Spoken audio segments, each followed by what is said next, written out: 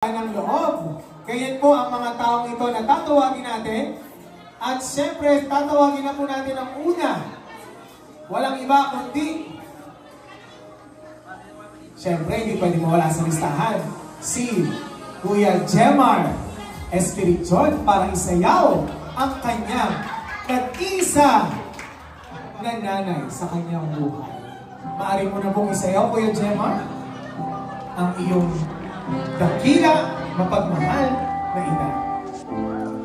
Si Kuya Jemar po ang kauna-unahang biyaya sa buhay ng ating pong nanay Miling.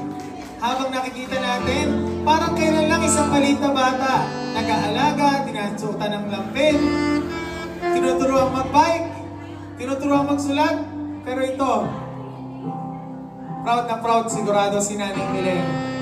Dahil nakita niya ang tagumpay ng kanyang unang anak na si Kuya Jemar Espirition. Palakpakan natin si Kuya Jemar Espirition.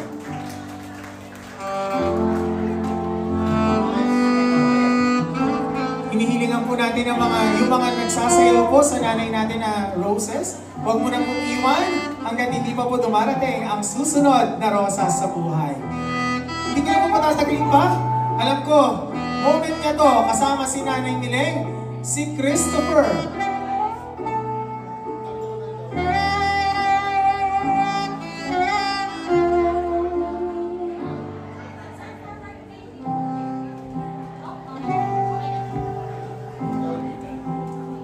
Tinatawagan po bilang pangalawang malapit sa kanyang puso.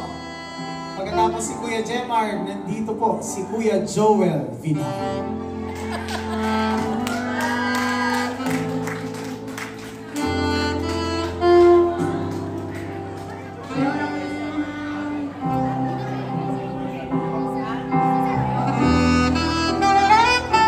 Naglaan ng oras ang ating pong Kuya Joel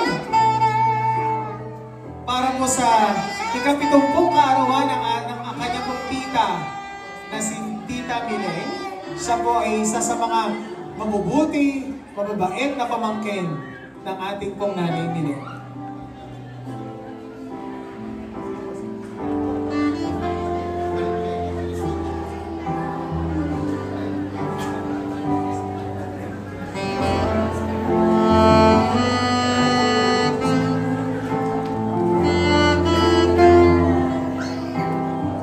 Samahan ang ating nanay sa harapan.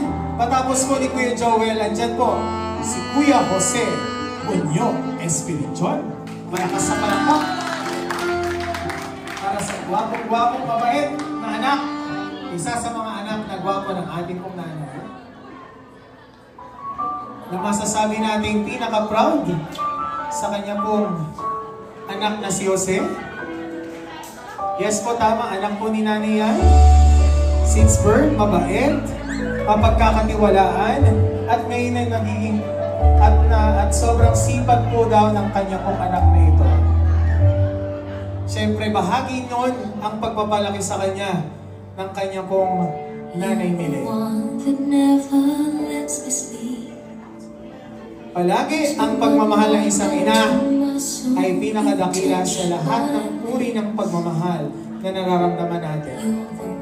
Kaya naman, isa sa pinaka-proud na tao na nandito ngayon ay ang kanyang anak na sa kasalukuyan ay kasama niyang sinasayaw sa entablado. I'm all alone without you. Days are dark without a glimpse of you. At syempre, hindi rin pwede nating makaligtaan at mawala sa magbibigay ng sayaw. Kasama po ng ating pong Nanay Miling ang ika-4 na rosas sa buhay niya. Walang iba kundi si Kuya Jeffrey Espirition. Ating po siyang palasalubungan ng masigabong palakpakan. Your love is like the sun that lights up my whole world. I feel the warmth inside. Ang hamon ng isang bunsong anak ay maging katulad ng kanyang mga kapatid. Naging matagumpay sa buhay. At yan ang pangarap ng kanyang ina na si Nanay Miling para sa kanilang magkakapatid. nating lahat na kinaya din ni Nanay Miling ang sila'y palakihin ng maayos at maunlad sa buhay. Every time I hear our music play, reminds me of the things that we've been. In my mind, I can't believe it's true, but in my heart, the reality is you. I am all alone without you. Susunod po natin tatawagin Days are dark without a glimpse of you. ay walang iba kundi si Jet Wesley Spirit John.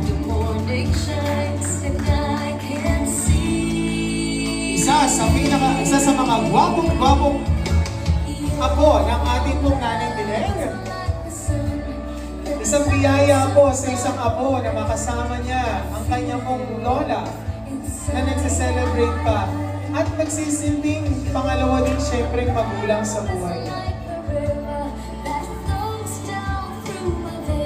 Ang ever-supporting lola sa buhay ni Jet Wesley na walang iba kundi ang kanyang lola Miling.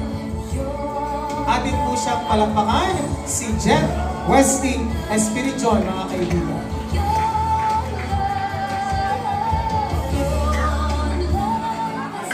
Huwag natin kakaligtaan ang susunod na rosas sa kanyang buhay. Pinapakilala ko po sa inyo sina Lay Aljon Spirit John at si Zion. Atin po silang palakpakan.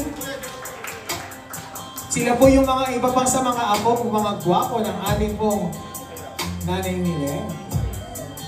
Pwede niyo po bang isayaw ang inyong lola dito sa taas? Sweet dance kay nanay, kay lola. Palakpakan natin ang dalawang apo po ng ating pong lola. Sila po sila Lay Aljon at si Zion. Yan, picture. Ang cute-cute talaga.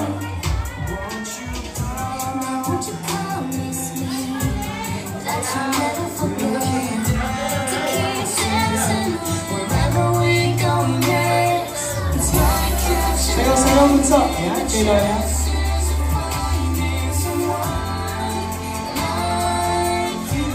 Kundi na lang anak, mukhang nagugutom na si bunso. Okay lang yan. Susunod! Siyempre, hindi din pwedeng ating makaligtaan. Kasama po sa pitong rosas, si Ginoong Christopher Pastera. Bilang bahagi ng kanilang pamilya, niyakap din niya at isang panibagong yugto ang maging swerteng mother-in-law o mother ng ating pong Kuya Christopher Pastera, na mainit siyang tinanggap sa kanilang pamilya at siya po ay asawa po ni Ate Jedalia. Yan.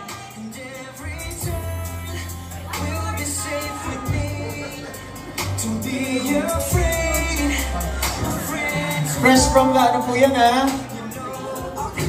Fresh from the biyahe. Grabe, nakaabot talaga. At syempre,